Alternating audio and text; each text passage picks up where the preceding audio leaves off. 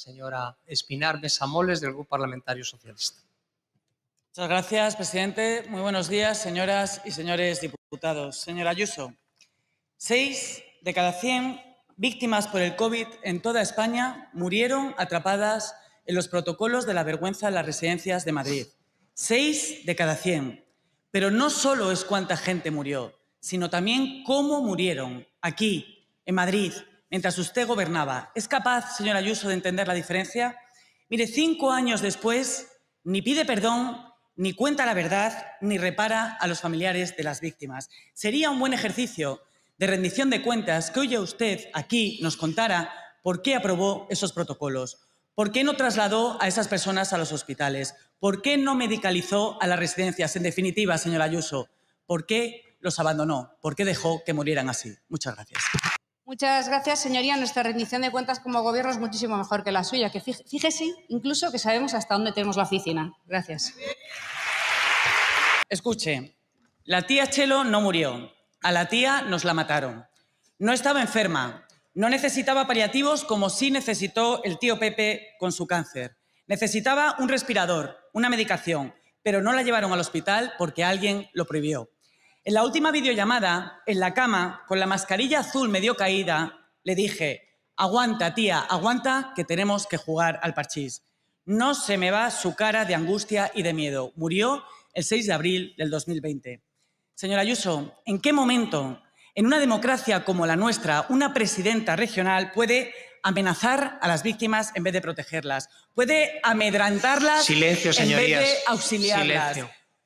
¿Puede insultarlas en lugar de homenajearlas, señora Ayuso? ¿No será que no es usted digna del cargo que ocupa? Mire, yo estoy acostumbrada a escucharla decir tonterías, mentiras y falsedades, pero es que ayer usted se superó. Escúcheme bien, señora Ayuso, porque mientras miles de personas morían, su hermano se forró.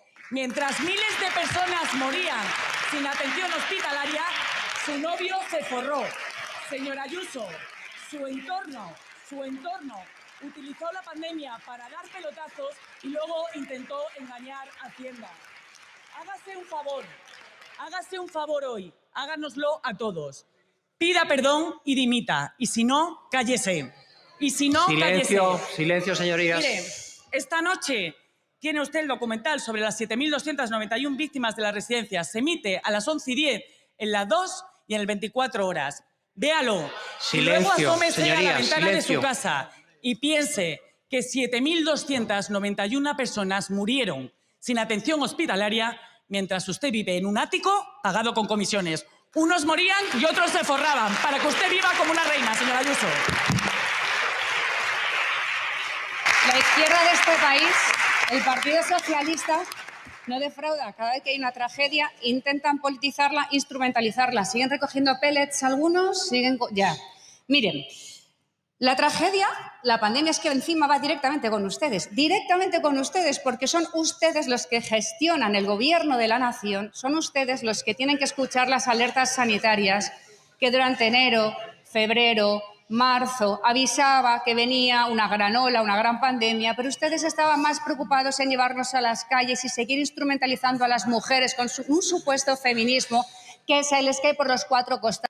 Señora presidenta, se estrecha el cerco judicial sobre los negocios de su novio, que aparentan ser también los negocios de pareja, o al menos los beneficios sí que lo son. Ahora se quiere imputar al abogado y administrador de Bavia SL, esa sociedad que ha comprado el ático que disfruta la quironesa y el señor Quirón. También se investiga ya esa mordida al presidente de Quirón. Prevención, y acabarán investigando ese ático que esconde muchos secretos, pero no se sabe qué trato esconde, pero huele muy mal. Señora Ayuso, todos los indicios apuntan a usted y cada semana tiene un revés judicial.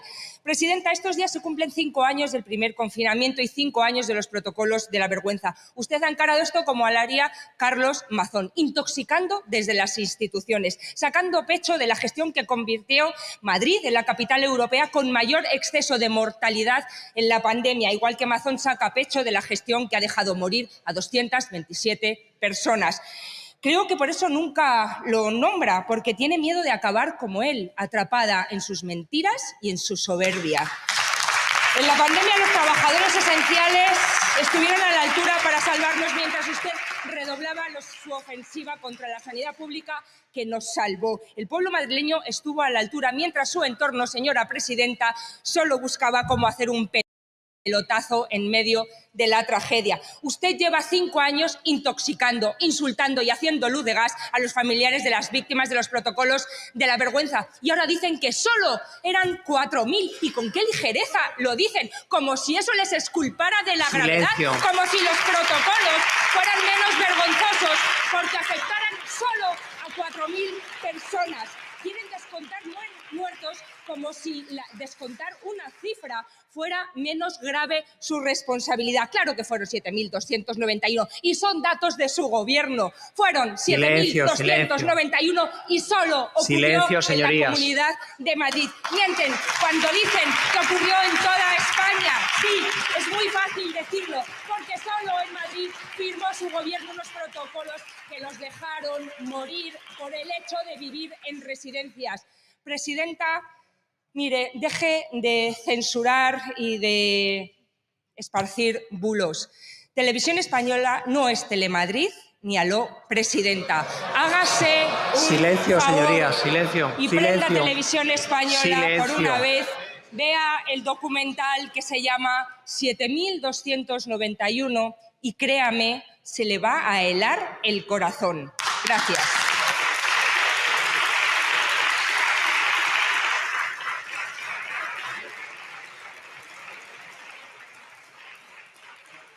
Gracias, señoría. Señora presidenta, tiene la palabra. Gracias, señoría. La situación social de la Comunidad de Madrid también depende de cómo actúan los servicios públicos en cada situación. En estos días en los que tenemos récord de agua en 30 años, quiero felicitar al personal del canal de Isabel II porque gracias a su trabajo hemos podido minimizar este impacto gracias a seguir reformando, mejorando las mejores infraestructuras que hay en el país.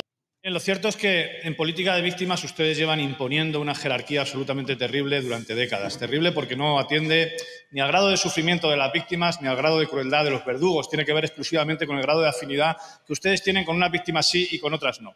Y en ese sentido, claro, las del franquismo la han colocado ustedes en un segundo, tercer, cuarto, quinto lugar como a tantas otras, ¿no? Recordemos a Rajoy sacando pecho y presumiendo de no dedicar ni un solo euro a desarrollar la ley de memoria democrática. Recordemos a Casado burlándose de las familias que a día de hoy siguen buscando a sus seres queridos por las cunetas de media España. O recordemos a la señora Ayuso hablando del valor de la memoria y de la importancia de no olvidar, pero en Auschwitz, porque aquí en España lo que hace es boicotear los actos de conmemoración del final de la dictadura o oponerse a que se coloque una placa que homenajea a las personas que fueron brutalmente torturadas por en la Dirección General de Seguridad, hoy sede del Gobierno de la Comunidad de Madrid. Y a ustedes les preocupa el pasado, en realidad les preocupa a ustedes el pasado en la medida en que se proyecta sobre el presente. Les preocupan, por ejemplo, esas empresas que se lucraron durante el franquismo por su cercanía al régimen, por tener acceso a los batallones de esclavos que funcionaron como mano de obra gratis para estas empresas, por los suculentos contratos que el aparato de la dictadura ponía a su disposición. Hablo de empresas que ustedes conocen perfectamente. Hablo del BBVA, hablo del Santander, hablo de OHL, hablo de Endesa, hablo del Corte Inglés, que van asociadas a apellidos que conocen igualmente. Hablo de los Botín, de los Entrecanales, de los March, de las Koplovich, de los Álvarez, apellidos que los señorías.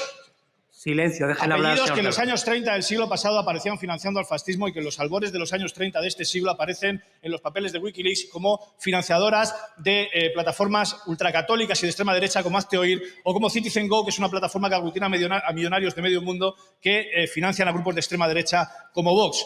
Y eso es lo que les preocupa a ustedes, señorías. Les preocupa que alguien conecte al aparato del viejo franquismo con lo que de él pervive en las estructuras de la sociedad contemporánea, en la judicatura, en la política, en el mundo de los negocios, en algunos sindicatos policiales. Les preocupa, señorías, que alguien conecte al viejo fascismo de los años 30 con esos que vienen ahora aquí a contarnos, que vienen a salvarnos de las élites cuando no representan a nadie, escúchenme bien, a nadie más que a las mismas élites de toda la vida, que son las que les pagan. Felpudos de los que pagan. Son felpudos de los que pagan. Lo eran en el siglo pasado y lo son en este. Y por eso para Más Madrid la memoria democrática no es un lujo ni una floritura. La memoria democrática es un imperativo moral y político que deberíamos asumir entre todos y todas, muy especialmente aquellos que hunden su pasado político, las raíces de su pasado político, en lo más asqueroso de la historia de nuestro país. Y que si tuvieran un mínimo de patriotismo y un mínimo de vergüenza, no se opondrían a que las víctimas tuvieran algo tan sencillo como verdad, justicia y reparación. Muchas gracias.